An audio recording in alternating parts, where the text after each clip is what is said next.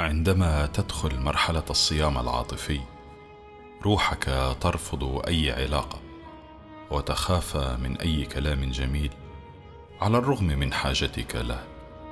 ستبحث بين الأشياء عن شبيه لروحك، وحتى عندما تقابله لن تقبل ولن تمنحه قلبك.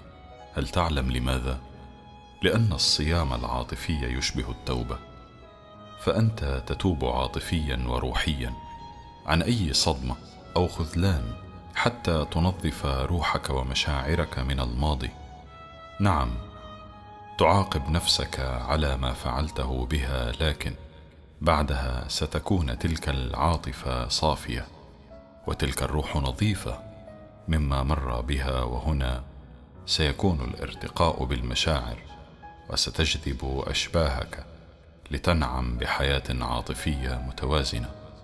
أما من يحاول الاستبدال بحجة النسيان لن ينسى وسيهلك حتى يهدم كل شيء حوله. لا تكن صاحب حاجة، كن أنت الحاجة التي يبحثون عنها.